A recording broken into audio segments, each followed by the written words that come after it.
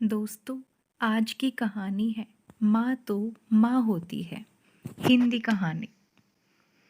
Hello माँ, मैं राजू बोल रहा हूँ। कैसी हो माँ? मैं ठीक हूँ बेटे। ये बताओ तुम और बहू दोनों कैसे हो? हम दोनों ठीक हैं। माँ आपकी बहुत याद आती है। अच्छा सुनो माँ, मैं अगले महीने इंडिया आ रहा हूँ तुम्हें लेने। क्या? हाँ माँ, अब हम सब साथ ही रहेंगे। नीतू कह रही थी माँ जी को अमेरिका ले आओ, वहाँ अकेली बहुत परेशान हो रही होंगी।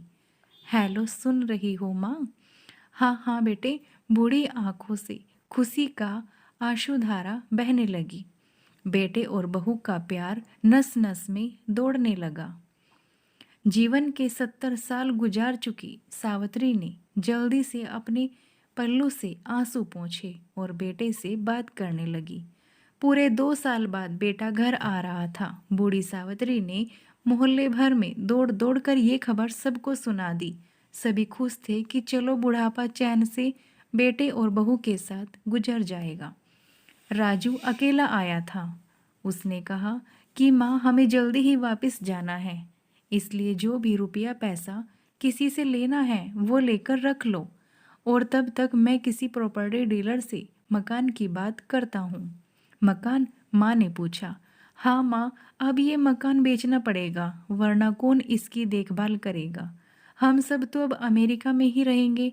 बूढ़ी आंखों ने मकान के कोने कोने को ऐसे निहारा जैसे किसी अबोध बच्चे को सहला रही हो। आनन फानन और ओने पोने दाम में राजू ने मकान बेच दिया। सावित्री देवी ने वो जरूरी सामान समेटा जिससे उनको बहुत ज्यादा लगाव था। राजू टैक्सी मंगवा चुका था। एयरपोर्ट पहुंचकर राजू ने कहा, माँ तुम यहाँ बैठो, मैं अंदर जाकर सामान की जांच और बोर्डिंग और वीजा का काम निपटा लेता हूँ। ठीक है बेटे।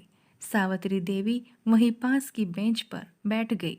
काफी समय बीत चुका था। बाहर बैठी सावित्री देवी बार बार उस दरवाजे की तरफ देख रही थी जिसमें राजू गया था, लेकिन अभी तक बाहर नहीं आया। शायद अंदर बहुत भीड़ होगी, सोचकर बूढ़ी आंखें फिर से टकटकी लगाए देखती रही। अंधेरा हो चुका था।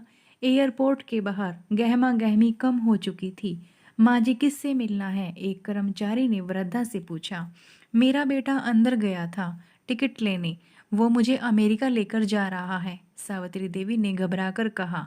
लेकिन अंदर तो कोई पैसेंजर नहीं है, अमेरिका जाने वाली फ्लाइट तो दोपहर में ही चली गई। क्या नाम था आपके बेटे का? कर्मचारी ने सवाल किया। राजू। सावित्री के चेहरे पे चिंता की लकीरें उभर आई।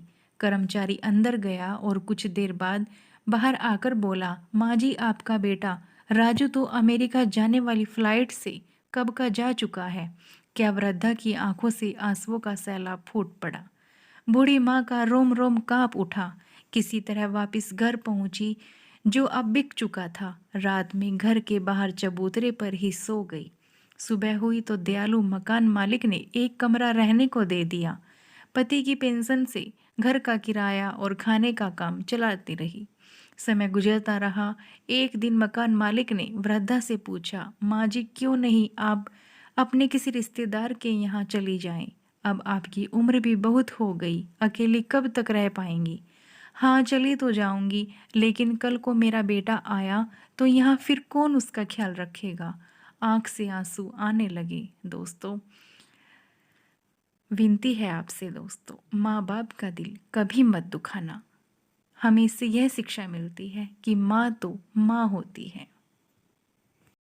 ये कहानी आपको कैसी लगी हमें कमेंट कर जरूर बताइएगा। चैनल को लाइक शेयर और सब्सक्राइब करना ना भूलिएगा। Thanks for watching. बाय।